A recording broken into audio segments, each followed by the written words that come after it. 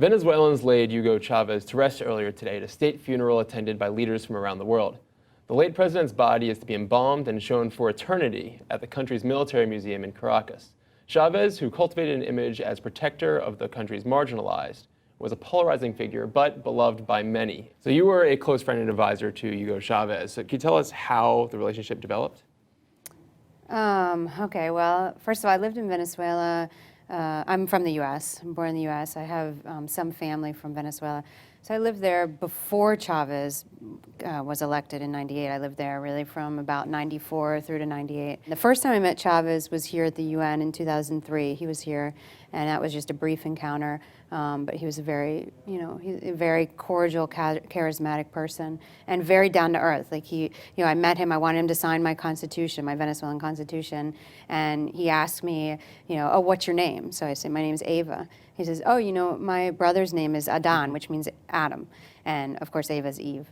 And he says, my mom wanted me to be a girl to name me Eva, but look, I came out. And he laughed. I mean, he was just this person who could connect with you. But those very qualities of connection and of being down to earth is what also leads many to claim that he was a demagogue, right? That he used those qualities to perpetuate his power and perpetuate his democratically elected, though people say authoritarian, control over the country.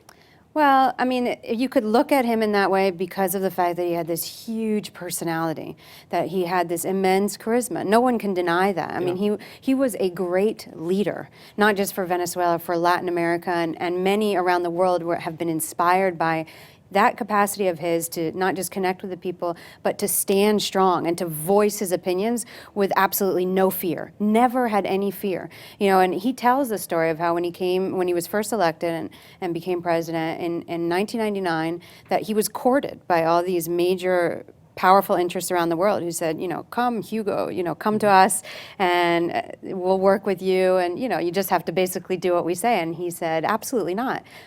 He's someone that came from poverty, and he came from this background of military and a very humble background. And he connected with the majority of people in Venezuela who were living in poverty when he came to power. And so that's what, I mean, it's sincere. There's not a Chavez that you see on TV and a Chavez that you hang out with. It's the same. It was the same Chavez, and I know that because I ended up over the years traveling around the world extensively with him, experiencing, being in events with him with millions of people or thousands of people in different scenarios around the world. And I saw him interact, and I saw him interact privately, and and with his family and with his children, and know that this was a person who was a very honest, sincere person. He was what he was.